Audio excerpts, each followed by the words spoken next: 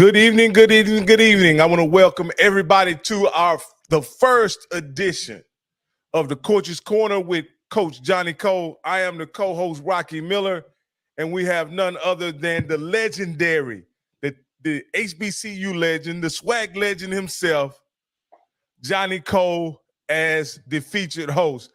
I guess you could say I'm Robin and he's Batman. So we're gonna get into it, and we're gonna have a great time talking about HBCU football.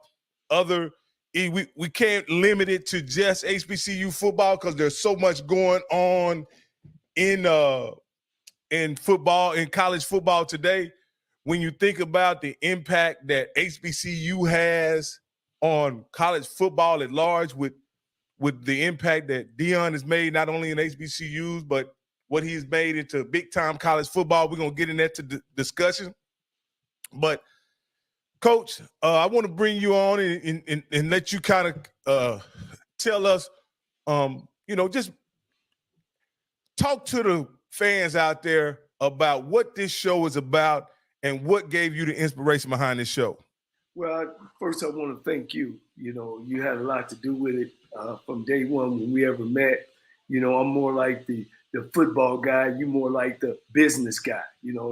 I can't say enough about, your business that you run, prosperity, taxes, as well as a cigar, one of the only black-owned cigar companies in the state of Texas. So, I got to give you your flowers.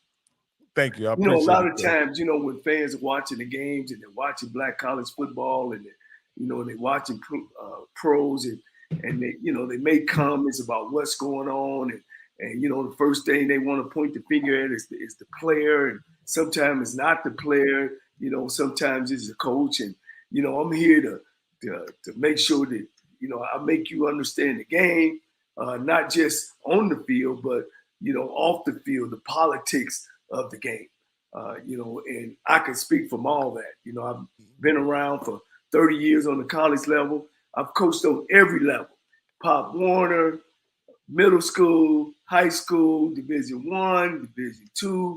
I had my stints in the NFL. I had 2 stints with Chicago Bears. Went to the 49ers. So I got a vast experience on this game. And believe me, I've been on both sides of that desk, one that has been fired and one that's been hired. And I also been to the mountaintop. And I'm a part of a staff, and I got to say this, Tennessee State University, the only HBCU school to win all-white conference, not just one time, twice. And wow. It was so happened that the head coach was my brother. I can't say enough about him. I think he's one of the best coaches in the country. And right now he's a defensive coordinator at Allen College. And, that's another thing we talk about. Some of these schools are perennial losing programs. Don't go after these coaches that are perennial winners. Everybody makes mistakes. You got Jim Harbaugh suspended 3 games. You got Mel Tucker, and we'll talk about that tonight on the line. Everybody makes mistakes, but everybody deserves a second chance. That's what America's about. Absolutely, Coach. And as we get into it, you just briefly gave a synopsis of your resume, and with your vast experience in coaching, and you talk about coaching on all levels. You coach from the Pee Wee level all the way up to the pros, Coach.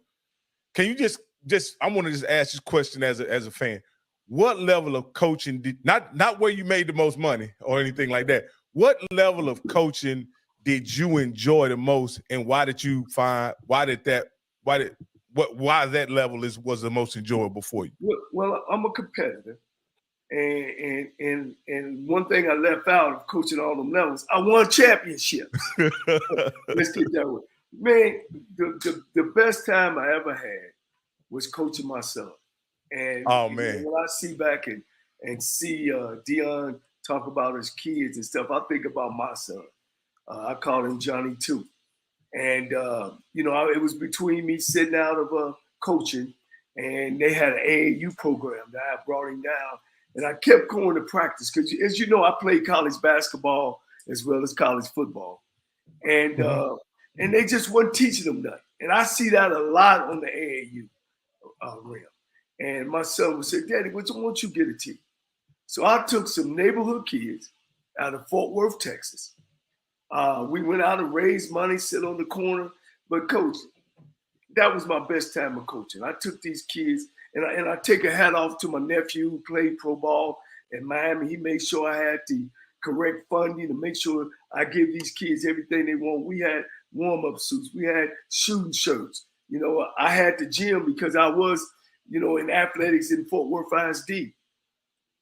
And I took these kids all the way to Miami, Florida, to an AAU, real AAU, where you got to check your birth certificates and pictures.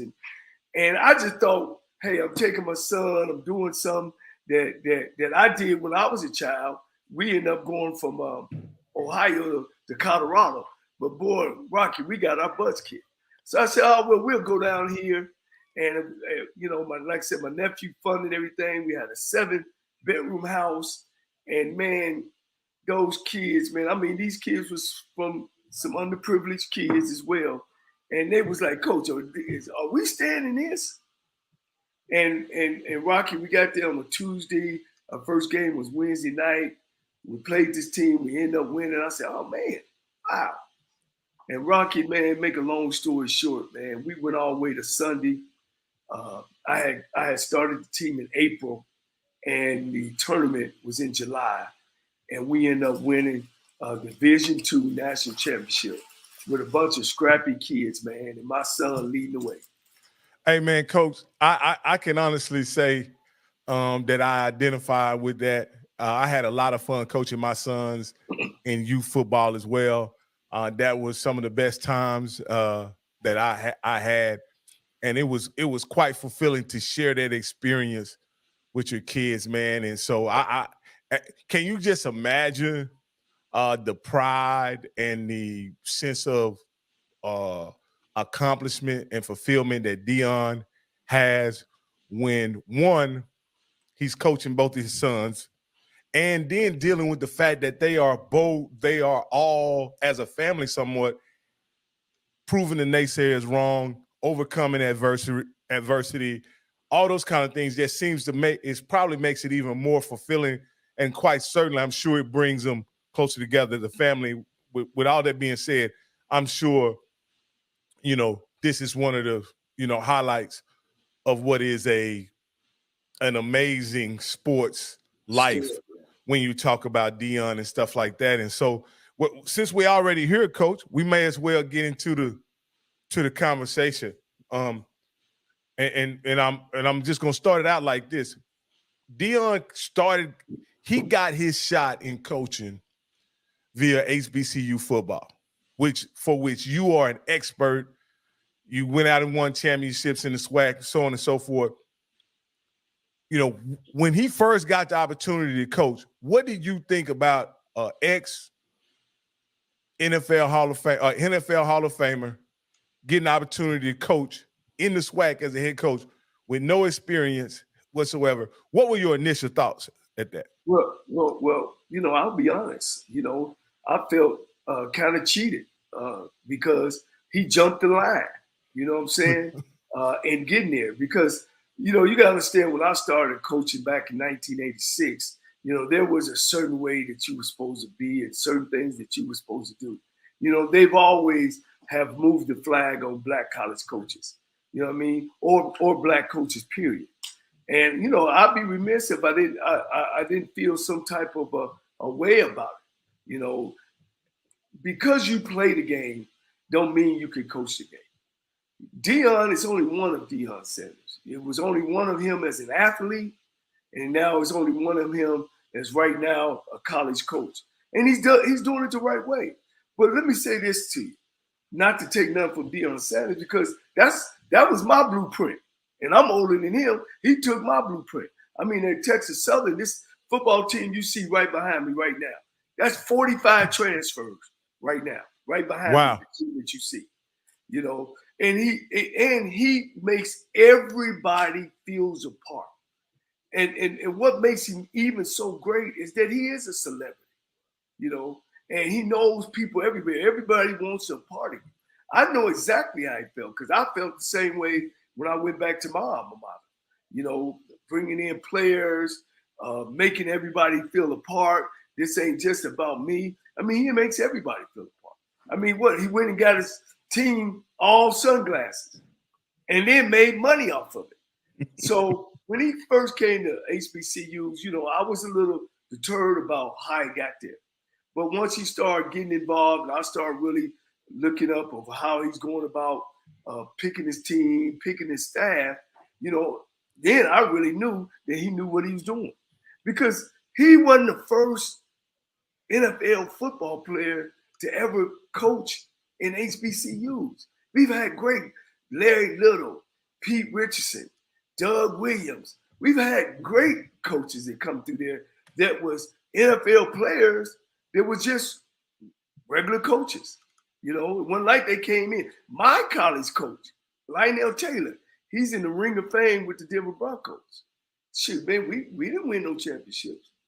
But, of course, things are a little different because you got the social media that's going. But we've always had coaches that have coached in HBCU football that have played in the NFL. Oh, shoot.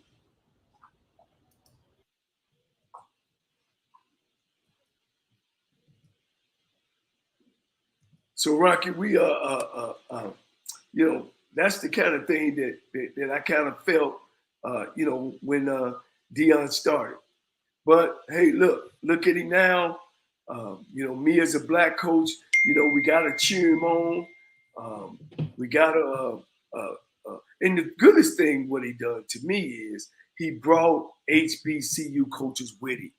He just didn't leave them. He got black coaches on his staff.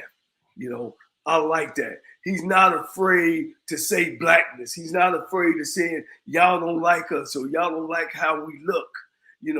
Y'all not used to a black man leading the team. All that is positive. All that is great. To open doors. Hopefully it opened door for me. Hopefully it opened door for my brother one day. And along those same question, Coach, how do you think, you said Deion is one of one, and I certainly agree, right? Yes. And earlier today, I want to send a shout out to Off Script, Scotty. He did a show today, and he was talking about, the concept of colleges bringing more celebrity, HBCUs bringing more celebrity coaches into the fold, not necessarily because they're more competent coaches and all that kind of stuff, because they're able to come in and they bring their celebrity, they bring their winning brand, and they also bring those resources that go along with their names and their access, right? So, at the end of the day, you mentioned Pete Richardson, you mentioned Larry Little, and you also touched on the success that those guys had. One of the things that I think about celebrity coaches when colleges bring in celebrity coaches, it makes me understand that they are serious about football. Whether the coach is a great coach or not, that's going to be determined on the field, right? But when you bring a guy in with a huge name, whether it be Ray Lewis, Ed Reed, whoever it may be, to me, it signals to your fan base, it signals to the world, hey, we're serious about football. What do you think about that, Coach? Well, I'm gonna ask you: have you been drinking tonight? No. Let me say this to you, Rocky. You gotta win. You gotta win, baby. You gotta win. At the end of the day, yeah. When any coach, when he first come into a program, everybody is hype. It's hype. It's about the alumni. It's about giving. But man, if you don't win, example, Eddie George. Look at Eddie George at Tennessee State. Now he did bring some couple of funding in and got a couple things moving, but the money he just brought in is running short because he ain't getting the crowd to come see him. They had the lowest crowd they ever had at Southern at the Southern Heritage Classic. Their attendance. But now, let me say that. Do you think that had to do with Deion not being in it, or Jackson State not being in it, or or just Eddie George. You I'm, know, I'm, I'm pretty sure that not having Jackson State in that game hurt that game, but their home attendance is low. You know, nobody's not coming. You know why I know, Rocky? Because I was on that staff who won them championships. And I talked to those guys. You know, we got a group chat, and those guys are upset. Those guys got kids that's playing for Yale, Harvard, all around the country, and not able to come back and go to Tennessee State or send their sons to Tennessee State. So they got a big problem out there. Rocky, at the end of the day, 25% of coaches are winners. The other 75%, man, is pissing in the wind. You know, they go in there and they giving their own.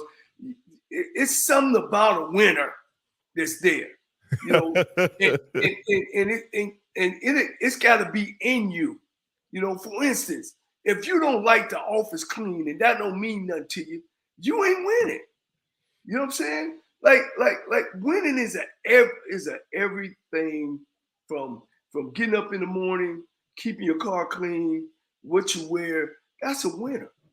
You know what I mean? Everything is big, even though it's small.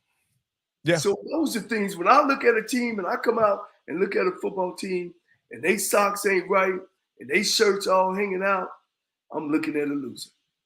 But coach, when I say this about celebrity coaches, I know celebrity coaches, all coaches have to win, right? That's not different than anybody else, coach. All coaches have to win. But if you are the AD, wouldn't you want to bring in a guy that's going to help you fundraise, help you build facilities, help you garner notoriety for your program, help you raise the profile of your program? So even if he does lose, all those resources and connections that he made, you still have those, even if you end up not being a successful coach. Well, my question would be to you is how many of those guys are out there? You know, Dion always promoted and motivated himself. How many of those guys out there? I mean, you know, you how many black faces do you see? How many black faces are being promoted and somebody's putting money behind it? It's coming out of pro football. Now you're looking at these young black quarterbacks, you know what I mean? Now that's coming out. Maybe then, but right now, when I look from the time I've been a part of this thing, I mean, who would be the next celebrity coach? I mean, we brought Ed Reed in the Bethune-Cookman disaster. You know what I'm saying? We you know, and all the other guys. I mean, at the end of the day, man, you got to win. You got to know what you're doing when you get that position. And knowing what you're doing is not necessarily knowing all about football. If you're the smartest guy in your room, in your office, Rocky, if I'm sitting at the bottom of the table and I'm smarter than everybody on my table, I'm not gonna win no games. When I became the head coach, I hired my brother, ex head coach. I hired Melvin Spears, ex head coach of Grambling. I hired Kevin Ramsey, Arizona coach, Tennessee coach, defense coordinator at Georgia. I had guys surrounding me to make sure that we crossing all our T's and dotting all our I's, you know, and making sure. Hey, coach. Yeah, I mean, I understand it, but that was just an interesting kind of topic that was brought up today by Scotty and off script. But I wanted to kind of change gears and talk about this last week of sport of HBCU football, coach. And I'll set up by saying this. I talked to you earlier today, and we've talked about this before. Is that does the HBCUs, like in my opinion, if you look at the scores of the games, being perfectly honest with you, of the games this past weekend, and you look at what the SWAC represented this past weekend, you have Bethune-Cookman getting beat 48-7 by Miami. Grambling playing a team called Florida Memorial, beating them 58-22. A D2 school taking Arkansas Pine Bluff all the way to the wire with a 21-20 win. Florida A&M playing a D2 school Prairie View getting waxed by SMU 69-0. Rice beating the brakes off of your alma mater, TSU 59-7. Yeah, right. And so the last thing is Mississippi Valley getting dusted by a Division II opponent, Delta State. And the last but not least, Texas State beating what is currently viewed as the flagship program in HBCU football, 77-34. What kind of look does that give, the SWAC when that happens, when you have an entire, what I would call a weekend of destruction in the SWAC? Well, we call that money games, and sometimes some of the programs need that. I think more so of the scores. I think more so of what's behind all that. How much are they getting paid? What are they doing with the money? Are they making it better? And I'm just talking about the business side of it. I know when I was a head coach, we got $410,000 back in 2010 from Rutgers. Plus they paid for the hotel and buses. And all we had to do was pay for our flight. So I question, what's behind that? And I understand that, I heard that my alma mater got $325 for going to play Toledo. I just don't think that, personally, I don't think that's enough. If I'm getting $410 in 2010 and it's 2023, we getting beat on that deal. So, some schools need that. I mean, this is not nothing new, Rocky. The PWI schools have done this for years and years and years of paying their buddies. But here's the catcher. They pay them. I remember when my brother played at the University of Nebraska, and they used to play Pacific University. You might not even know where that's at. No, I don't. But I'm pretty sure. I'm sure it's in the Pacific, huh? No, I'm just yeah. And they were playing them healthy. So hopefully that the teams that went out and played these schools, that they really, really got some good deals on the table. And unfortunately, some schools like HBCUs, and not just HBCUs, because I want everybody to know, HBCUs average more fans than any one AA program in the country. They're also average more fans than the bottom half of mid-Division I-A programs. So, like Dion was saying the other night, this is one of the number one questions they ask him all the time, is why did he leave Jackson State? And he always tell them they didn't take care of business. We got to be more business-minded at HBCUs. We got to be able to know how to take our product and sell it. And now that Dion is out there, and he's flashy, and like he says, don't take my confidence, and make you feel like you unconfident. Hopefully, more guys like this get hired. I know one of the things they always, would say about me, oh, well, he's arrogant. No, it's not that. It's that I know what I'm doing. I know what I want to do. And it's more guys like that get passed over in jobs because the AD or the president at HBCUs want to be the head man on campus. And that's tough. That's tough on guys. But it wasn't a good look this weekend.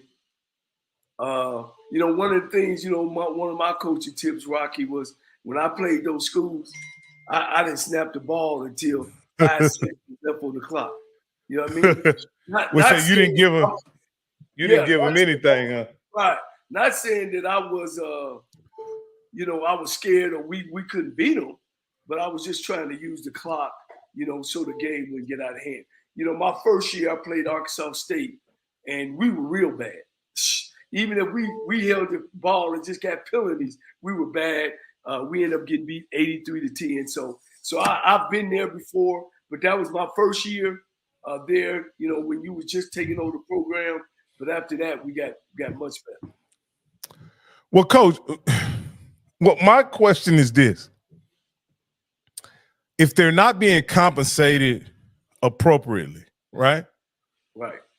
Is the game really worth it? When you look at the wear and tear on the team, when you look at what I think is the most harmful thing about it is this.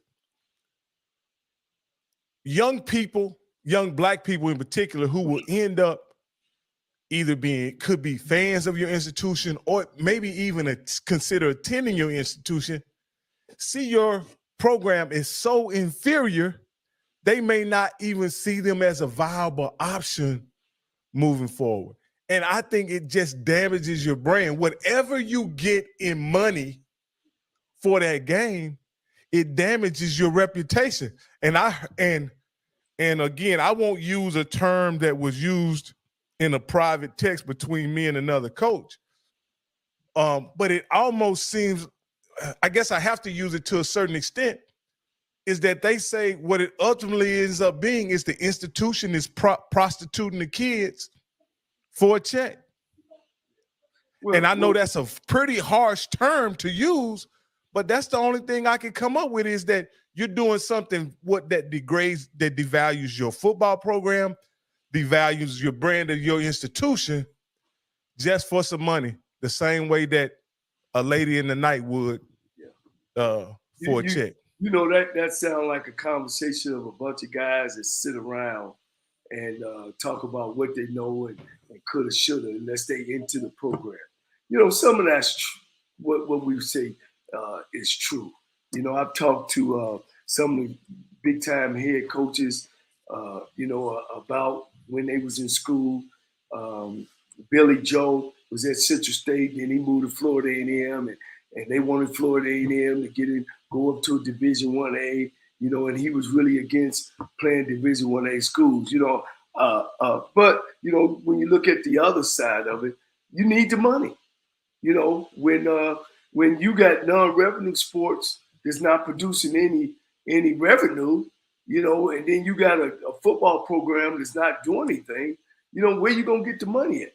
Because those same people who told you that, hopefully they was HBCU graduates, because you got to be an HBCU graduate to really know what's going on, that we don't give back. Let's face it, Rocky, black folks is not we're not a patriotic race. You know what I mean? Because we never really was welcome here over in America. We were brought over here and we were sent here. You know what I mean? And so we're now trying to get ourselves together. Because Rocky, if we was a patriotic race community, why couldn't all of our singers get together? We raise money for hunger. We raise money for this. We take money over to Africa and raise children. Why we can't do a world tour? Rappers, singers, make $1 billion. World tour. We want $1 billion for the HBCUs. This problem would go away. You know what I'm saying? Why can't we as black colleges get together, sell a TV package to NBC, ABC, D2, and take all of our bowl games, our classic games. You know what I mean? Where every time you turn that TV on, it's a crowd up in there. You know. So anyway, we need those games. Some of the schools need those games, and there's some truth. So you got to be careful about who you choose to play. The coach got to be about his strategy of going into the game, of getting the game over. Or am I ready? If I'm a Texas Southern, am I ready to play at Texas? I remember when I was at TSU and I talked to Kevin Sumlin, and Oklahoma had called us. And I called Kevin Sumlin. I said, man, what you think about us playing Oklahoma? He said, Coach, if you like your players, I wouldn't play it. He said, Coach, when we go out and recruit at Oklahoma, and that's when Oklahoma was making their run. He said, we go out and recruit pros. When we sitting in their house, we're telling them, we're talking about what round they gonna go in. Hey, I had to turn the money down. Shit, it was $800,000, but I don't want to go up there and get broke up. So what you said has some validity to it. You know what I mean? Ain't no doubt in my mind, but you got to be able to pay for your helmets and shoulder pads some way. So in other words, the kids end up having to raise their own money to No, play man. football. I mean, it's just a way to. It's just one way of looking at it, Coach. I mean, I understand what you're saying. It's a part of the business, right? It's a part of the business. Maybe you'll understand it this way. There's only a few, 10% or 15% of all colleges that play football that actually generates money. Most colleges, when they say they're losing money, is because they're piling on the scholarships into the money. They're piling on travel in the money. They're piling on equipment. And most schools, I'm talking about the big schools, are not generating enough money to carry their football team by themselves. So mostly everybody loses. Not just black college. This show we educate people. Rob, we educate people. Administrators look at some football programs as wasting money. But as you know, the University of Miami is the University of Miami because of football. Duke is Duke because of basketball. Alabama is Alabama because of football. Notre Dame or Dame or what? Football, man. It's football, baby. Yeah, you're right, Coach. They have those huge brands because of how they performed on the football field. And let's talk about, and we'll move on, but I'm just talking about a school like TCU. They lost the national championship, true enough, but they couldn't afford to pay for the brand recognition that they got from playing in that game against Alabama and getting beat by 60 points. They couldn't afford to get that kind of brand recognition. And I say this is that platform that football provides for your institution, yes, in my opinion, is well worth any investment that you make in the football team. And so I think over the long haul, if colleges and institutions are serious about football, and sometimes I wonder if that's the case with some HBCU institutions, but if they're serious about football, investing in the program, investing in facilities, and having a serious program will pay benefits by, raising the profile of their brand and making it, and aligning your institution with success. And I don't think you align your institution with success when you go out and get beat by LSU 80-0, and it further reinforces the notion that a black institution is substandard or second class when you get beat 80-0. So that's just my two cents. No, hey, without a doubt, it all hurts and it all counts.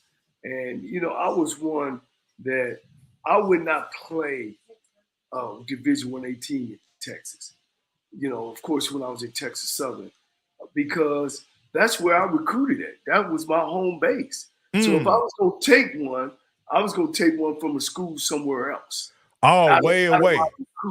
Recruiting area. Okay. You know what I'm saying? Okay. So, that's smart. That's smart, Coach. That's another way that you can look at it. And that's why you and your athletic director has got to be on the same page on why we need this game, what the numbers look like. So more goes into it than than we just saying, oh, well, we're going to take this money and we're going to prostitute your kids. And hopefully it is with those coaches and those ADs. Okay, speaking of coaches that is having a tough time right now, I just had a hold on. I'm gonna bring it up here shortly.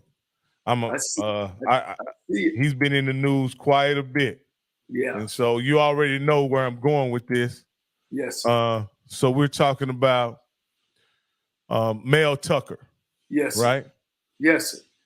he is in a really tough situation. I don't know if you've been updated to the most recent. Earlier today, he was notified by the institution that they intend to fire him. Now, this is before he's actually had the hearing, right? Right. But they intend to fire him for cause for this event, for what has happened. Now, let me kind of walk you through what has happened so far. It seems like that he had a consensual relationship with a rape survivor victim. They talked on the phone on an average of 30 minutes a phone call, and there's like 70 some phone calls that have been logged, right? And they talk an average of 30 minutes.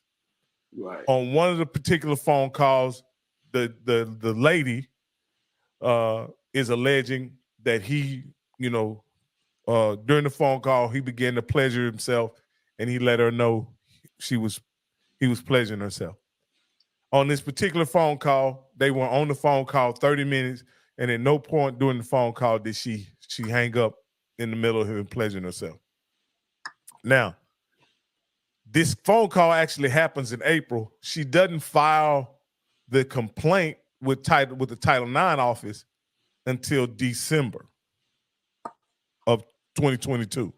Right. It looks like, Coach, that they're going to use this situation or circumstance to fire Mel Tucker and get out of paying him the rest of the $80 million that they owe him. Mm-hmm. What do you think about that, Coach? Well, I think it's a terrible situation. I think that Mel Tucker, and it might sound crazy, I don't think he needs to lose his job. I think you got two consenting adults here. The girl is hollering, because what happens? Now Mel Tucker leaves $70 million on the table. His life is all screwed up. He's got to deal with some other issues. And then because he does have a wife. Right. And then she goes off into the wind. And, and then she's going to file a lawsuit and she's going to get paid. Now one would say, well, Mel had no business doing that. He doesn't. He doesn't. It's wrong as wrong could be. You know what I mean? But that wrong is going to be between him and his wife. Men, let's face it, we're going to talk on this show. Let's talk. Masturbating or whatever. Come on. Are we adults? That's a part of life. You know what I'm saying? And why would it be part of life that a man does that or a woman does that he has to lose his career and his job and everything else? There's 1,000 things they could have done to him. You know what I'm saying? Well, here's my deal, Coach. It's essentially saying, now Scotty says that Bama's stupid. I believe he is stupid for him trying to have any type of relations with a woman who's experienced, significant trauma in her personal life, who is a rape survivor advocate, right? I don't think it would be and who has spoke to his team a number of times as a result relate to women's rights and what is consent and all this kind of stuff, right? I just think I agree that it wasn't smart for him to pursue a relationship with that lady, any woman for that matter, other than his wife. But I have to go and think about it like this. Take the man-woman aspect out of the picture. If two people are in a personal relationship and for some reason they don't agree or something happens between them that's not related to his job, then why does it impact his employment? It would be like, say me and you went to New Orleans for Mardi Gras and we get into it, right? We fuss at each other. Right. and you call my boss when you get back to work and say, hey, while I was with Mardi Gras, with Rock, we had words and we cursed each other out, and I don't like what he said to me. What does that have to do with the status of my employment? Let's say we all living in human. We all are human, and we live in a sinful body. Can we all agree with that?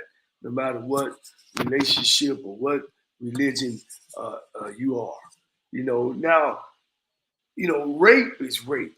Here's a woman that she's old, she's been raped before, and then here come a guy, any guy that's talking to her. Her antennas should go off. She should know when he's coming on to him from day one. And if she was real interested in that, she would cut it off right then and there. Right then and there. Is he wrong? Yes. Yes, he's wrong. He's wrong to his wife and his family. Is he wrong to Michigan State? And then, I'm going to get deep on you now, Rob. You a man like I'm a man. Absolutely. That thing between our legs, God put that in between our legs. And man, look, I ain't never been on no drugs. And they say sometimes drugs is better than that. That's why I ain't on no drugs.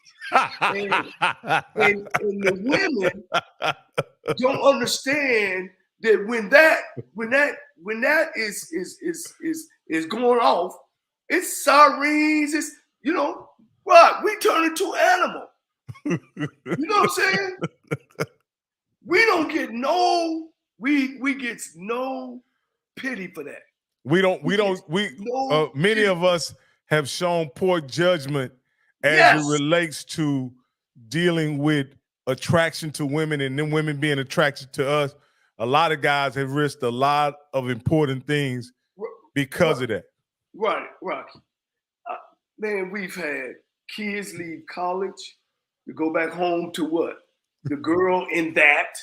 Yeah. People stop jobs, go home, sneak off the job to that. People lose everything. You understand? That we know that. We all are grown. We all know that. Now, here's where the wrong part to me come in. Where if this is what he does. When you physically violate somebody and take something from somebody, then you got to go. But this man was at his home. They were or wherever he was, in the car, whatever he is, and they're on the phone. No, sir. No, sir. I think it's just wrong. Do you need to do something to him? Yeah. Let him know, hey man, you got to choose your better judgment. But I just think that now she'll wait till this trial over, and then she'll file a lawsuit, and then she'll get money and run off. And this guy, and Mel, he's wrong. He's wrong. Ain't no question. He's wrong. And what we would say in the eyes of God, he's wrong to his wife and his family. I mean, hell, that's enough. Divorce again, at the end of the day, we could say that he's wrong in the eyes of God, but really, we don't know the arrangement that him and his wife had, to be honest with you. Woo! Boy, this show, boy, it's getting hot. It's getting hot. Again, you don't know the issue that him and his, the arrangement between him and his wife. So I don't think whatever the situation between him and his wife is between them. You understand what I'm saying? Right. And Michigan State shouldn't use this as a means to correct his behavior as it relates to his wife. And I'm sure, his wife would much rather her husband make the $80 million to support her and her kids rather than, him lose his job for this. Again, she may end up divorcing him or whatever. She may stay with him. But I believe this issue, when they're trying to characterize this as he had a conversation that was not consensual with the woman, and they make it seem like he may have forced herself on him. he forced herself on him via a telephone call. That kind of bothers me because to me, you're playing with words, right? Because I don't think in the midst of a phone call, someone can actually violate you as long as you got that end button to stop it immediately. You can end the call immediately, Coach. Right. Well, I mean, exactly, Coach. This thing is messed up.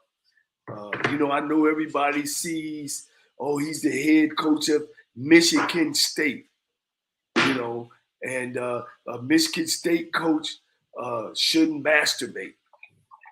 Masturbation going on while we talking. You know what I'm saying? It's some folk masturbating, talking to some folks, and everything else. I just, when it first hit, I'm like, oh man. I mean, were they in the car? Did he rip her clothes? Did they do like the president? Did she save a dress? With some steaming on it. I don't know. But then when they started talking about she's a former rape victim. Well, when you were a rape victim, that when he started coming on to you or you came on to him and you married and he married, to start saying, you coming on to me too strong. But you kept going back, and making these speeches to the team and getting paid.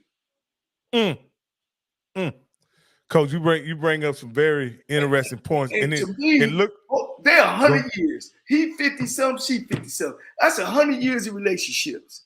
You don't know when a man or a woman trying to come on to you?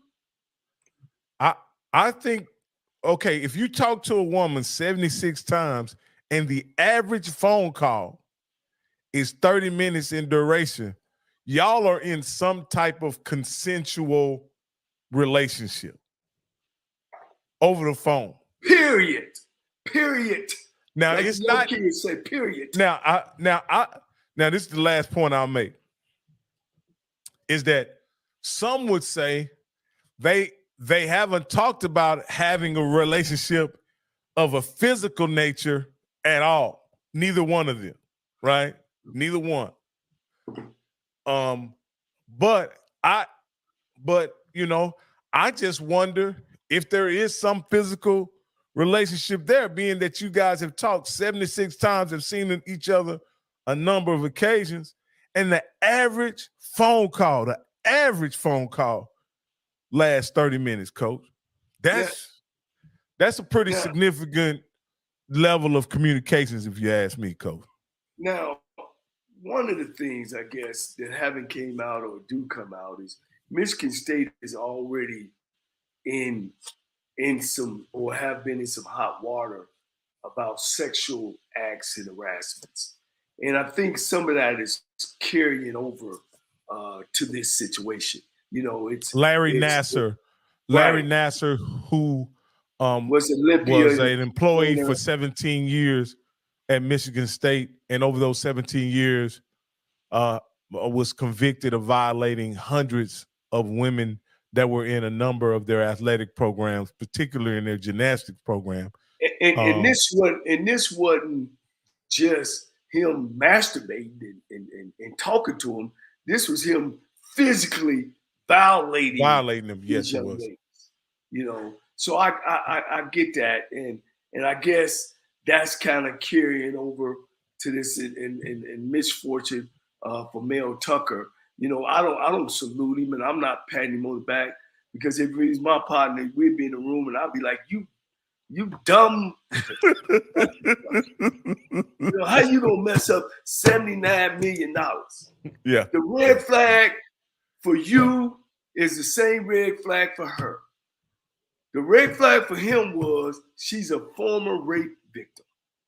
You're not all that cute. He got a little over himself. And with her, I'm a former rape victim and I'm married.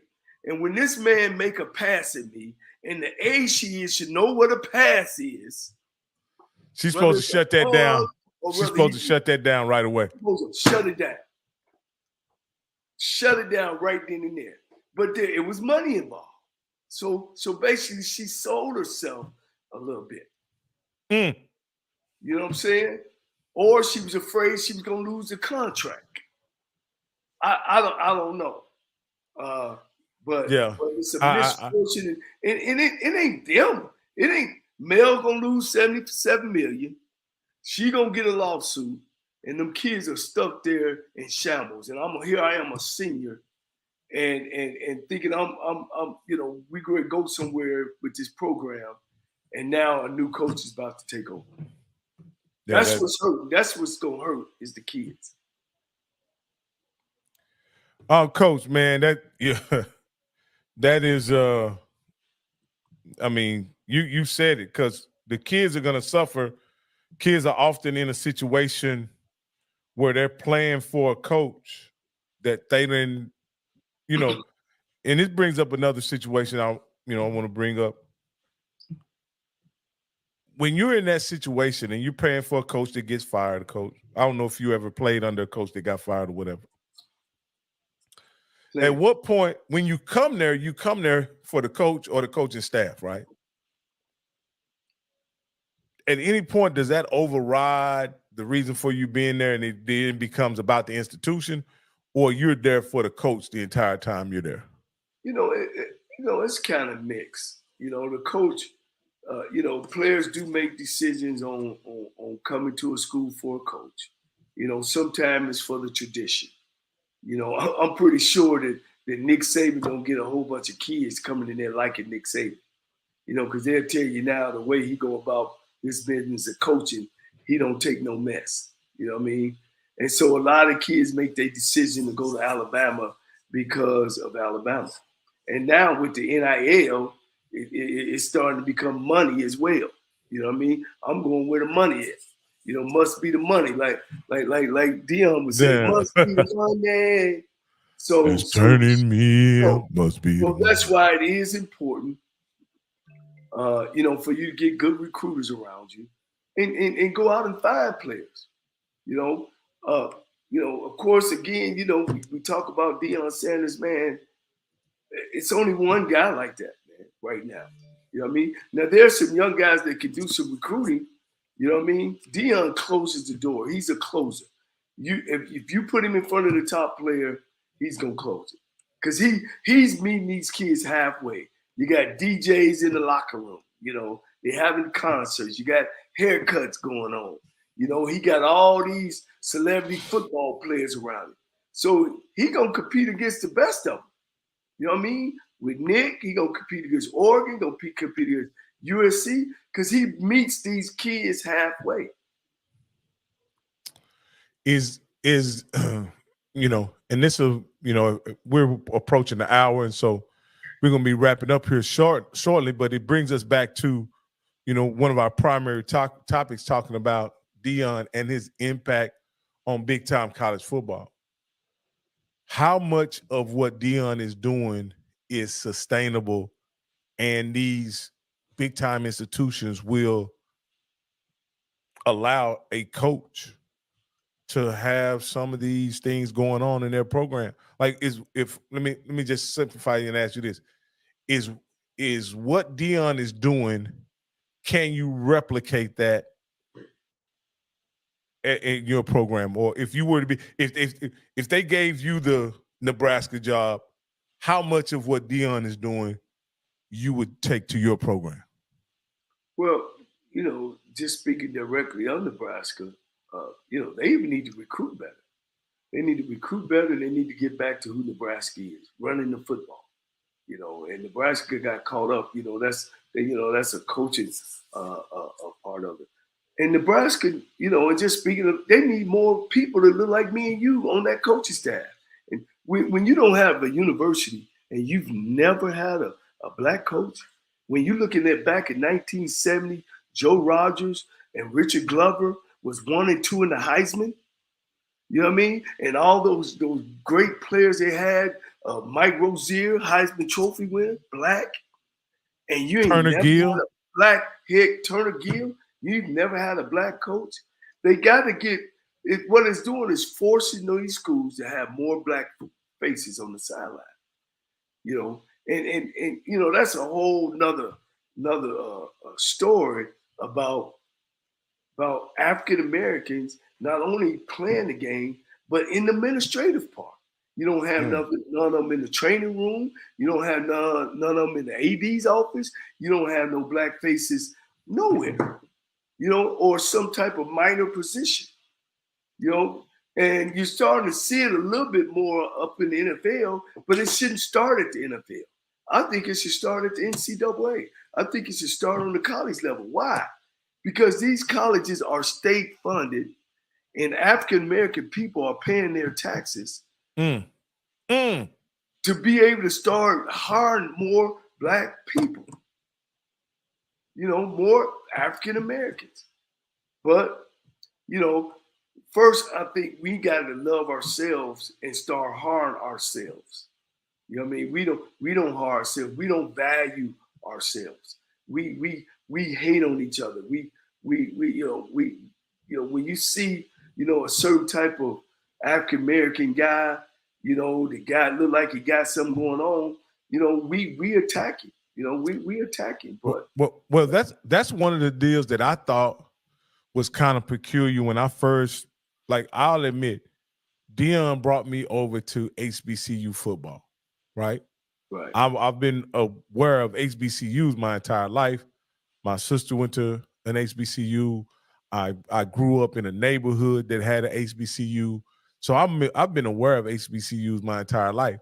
But Dion brought me and got me interested in HBCU football. And the football, along with the culture, I got hooked immediately. The problem, that the frustrating part that I see a lot of times is that they want to be black, which I agree, there should be a priority on creating a platform for our people, but they don't always hire the most competent person for the job. They end up, and this is just, you know, from my perspective, they hire people that they have relationships with over people who are accomplished and competent in the coaching field, right? That's what I think you should hire. You should hire a black man who is competent and accomplished in the coaching field over him being your frat brother or your friend, or y'all players together, or y'all went to the same university, or he's a grad from your university. I think they should focus on the competency and the accomplishments of that individual over all else, right? If he happens to be your alumni, fine. If he happens to be your frat brother, fine. But he should be an accomplished, competent coach before you hire him as your head coach or the face of your football team. Well, firstly, and you're correct. You're correct. Firstly, you got to know where my football program or my program's at. Are we at a level we right there, and we just need another guy to push us over, maybe a veteran guy, or do we want to blow the ship up and start all back over where we are? You know, firstly, I'll name Lincoln University out of Missouri, perennial losing program. Pine Bluff struggles in and out. Mississippi Valley, perennial losing program. There's a school up in Pennsylvania. I want to say Lincoln up in Pennsylvania, perennial losing program. So why would you not go out and find a coach who's a turnaround specialist? Coaches necessarily don't coach for the money. They coach because they love the game. It's no way that I'm gonna bring a young guy in there to coach a team that's a perennial user. I'm just sorry. He don't have enough experience. There's no way I'm gonna bring an older guy in there that can't show me in his resume that he's a winner. And here's the thing. These ADs, you gotta take your personal feelings. It ain't about your feelings. It's about what that university need and what those kids need. You know, do they need a coach?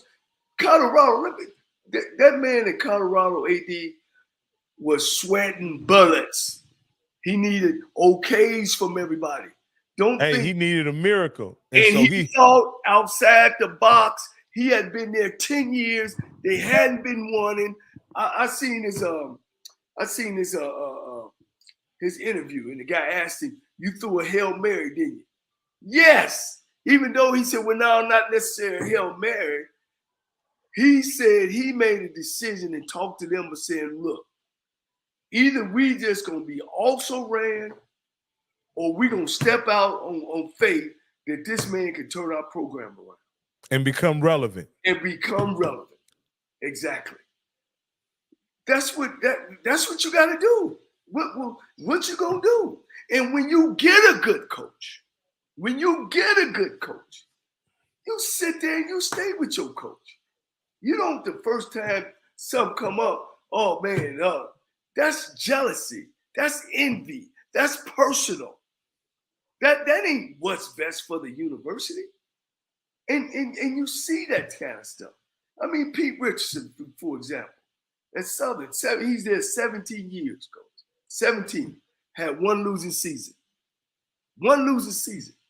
Now, I don't know if Coach Richardson, I played under Coach in high school and I also coached with him on a couple of them championship teams. And I don't know if he was just ready to give it up. But they didn't handle it right, but they did come back, and now they got a Pete Richardson game. Of course, I could talk about my brother all day long, all the controversial stuff that he's been through. And you see what Deion said, what he's been through. Jeff Grambling, far as Doug Williams, the 25-year anniversary that he won the Super Bowl. Instead of taking him in that Super Bowl and saying, we're going to do a big fundraiser, they get rid of our dear Doug Williams. Doug Williams is loved by black folk. First quarterback to win the championship, go back to his alma mater and win 2 or 3 more championships. Come on, man. Yeah, and even to the same point, a gentleman that I thought was a good coach, and I met him when he was very young in coaching, Broderick Fobbs, who was a successful coach at Grambling. Yes. You go through the pandemic. He brings them out of a very embarrassing situation when where the players were boycotting because of the condition of the locker room. He brings them out of that situation, and they end up winning a couple SWAC championships, if I'm not mistaken. And then he goes through, a bad season, and then the pandemic, and after Deion's first season, they let him go. And so, again, I just think, I just got to take one out of Deion's book. We just not business, man. We just not business. And I'm a HBCU graduate, and I've been to several black schools. And it's the same thing at several black schools, man. It's just always where the president want to be the guy on campus sometime, most of the time. Now, or the AD want to be the guy on campus. And it's it's not that way. One thing you can say about Alabama and those schools like that, they leave the football up to the football guys. The president don't get involved in it. I'm sure the AD has some influence, but it's no doubt that football program is Nick Saban's program. And again, I think, but here's another dynamic that is different about HBCU football than other levels of football. Whereas the head coach of the football team is the highest paid employee on campus generally. That's not the case in the HBCU football. No, in sir. HBCU, no, sir. The president is the highest paid person on campus. No, sir. Do you think that in and of itself puts a cap on what they're willing to pay their coaches? And then then you end up having coaches to pursue other avenues of success in order to, be able to be compensated appropriately. You know what I mean? Because it's not just about if the head coach is not making X amount of dollars, 300,000, then what is he paying his assistants? What is he paying his coordinators? Those guys have to look for other means of earning a decent salary. Yeah, it's such a disparity in HBCUs as far as what the head coach make and what the assistants make. It's such a disparity. You might get a guy. I'm gonna use my alma mater. He makes over $300,000. And then his assistants is right at about 80 and 70 and all that. That's just too big of a disparity. Wow. And we one of the schools that pays. You got other schools that assistant coaches making $30 and $25. Dorm director, he work over in the recruiting area, and he a counselor, and we Division I AA. We need to get out of that. You know what I mean? If we're gonna have a football program, have a football program and try to run it the right way. You know what I'm saying? So those are things that I talk about. As far as knowing when you take over a job, what you're getting into. And see, Rocky, that's what celebrity and pro players, they can't fathom that. Sitting up in the office, with holes in the walls and mouses running out. You know what I mean? Don't nobody come and change the trash. But here's this celebrity coming from, 8,000 square foot house, because he's a football player. If he didn't graduate from HBCUs, he don't have an idea of what he's up against. And some of these other coaches don't want it. All they want is they just want the head job. I just want the head job to make the money. And it's bigger than that. And I had extensive training with Bill Walsh, with 49ers.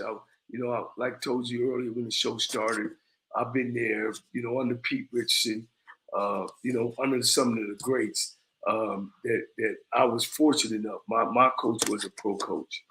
And I had a chance to talk with Eddie Robinson and Marino Castle and Archie Cooley, where I'm sitting there as a young coach and as a player, listening to them talk about the swag. And Eddie Robinson predicted this.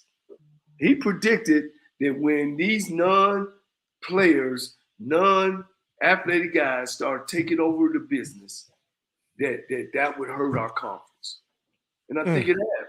Of course, when Dion came in, he gave us a shot at B12. But we got to keep on working at it. We got a set of young coaches now that's doing the best they can do. Hey, Coach, this has been a great episode 1 of the Coaches Corner with Coach Johnnie Cole. Man, I want to thank you for putting this together. This is your idea, and I'm fulfilling my role. And I hope everybody who tuned in, who will tune in to the replay, enjoys it. If you have any comments, please don't hesitate to put comments down below. And Coach Cole, is there anything else you'd like to add before we wrap this up? No, you got me 8 minutes over, almost 9. Yeah, on my show, we don't go over, baby. I want to shout out to AJ Jones. He's my guy. He's producer of my show, and he really the one got me out off the couch. I want to shoot a shout out to my lovely lady, Miss Dixie Wilson, who really helped me out of moving forward my life, and to my family. I can't say enough about my kids and about my brothers, who's been my backbone, and my wife. And my mom, who will be turning 90 this year. So I can go home and see her. But Coach, you have a tremendous family, and at some point on our upcoming episodes, you gotta get into and tell us about your amazing family and some of the things that you guys have accomplished and you guys have done as a family. We got to get into that at some point. We're gonna bring that in, but you know, this is your vision, Coach, and I'm here to support you. And you know, I know on HBCU Stroll, you've had all from coaches from Trey Oliver to you've had all the big dogs on your show, and I hope to at some point we get an opportunity to also do some of those interviews on this show as well, man. And I just want to thank you for giving me this opportunity, Coach. Yeah, most definitely. And y'all continue to tune in, and we're going to be bringing coaches on here, and we're going to be talking some real stuff. We talking real stuff here about HBCU. We getting it straight. So, look, if you feel yourself at the end of the rope, tie a knot, hold on tight, because ain't nobody bad like you.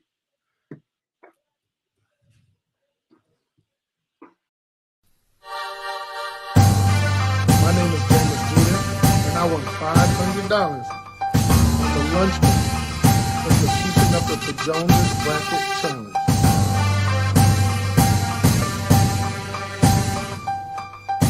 It's Sybil Wilkes with what you need to know. Today, it's Monday, September 25th, 2023. Number 1, there are now less than 7 days remaining during which the U.S. House, specifically House Republicans, must reach an agreement to keep the federal government running. The deadline is Saturday night, September 30th.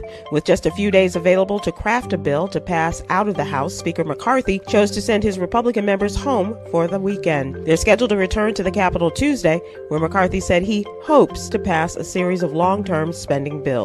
Number 2, ethical questions continue to swirl around the United States Supreme Court and one justice in particular. A new ProPublica report indicates Justice Clarence Thomas secretly participated in Koch network donor events. Former Koch employees and a major donor told ProPublica that providing access to a Supreme Court justice was seen as a valuable fundraising tool.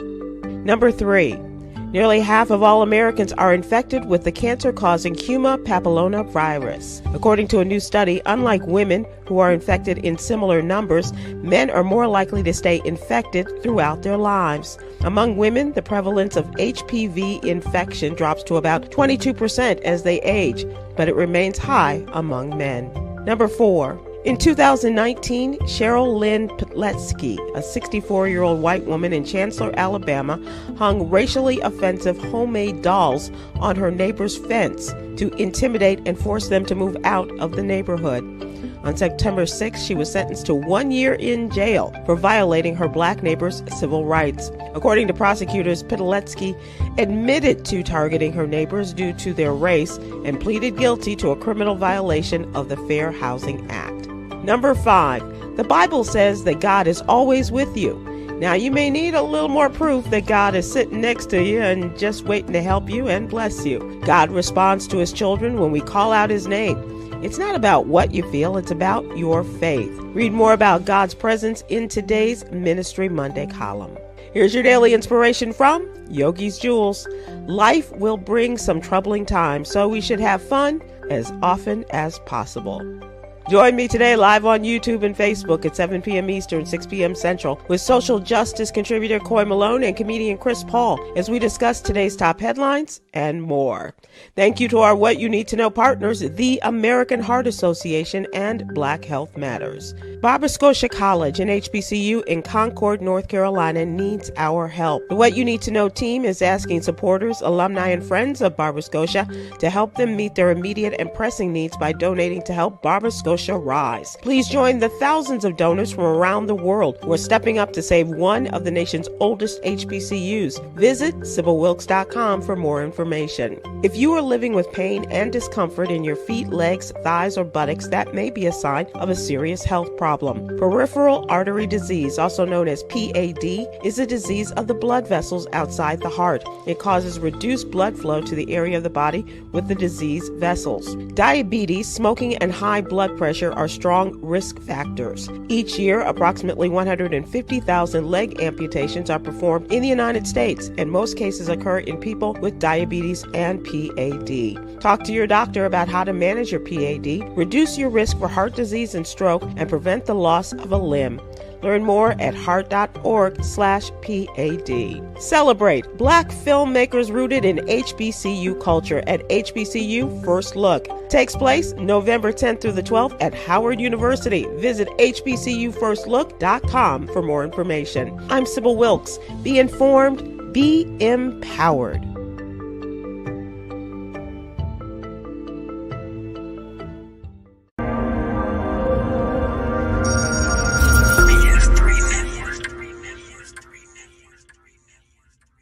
BS3 Network, changing the way you watch TV.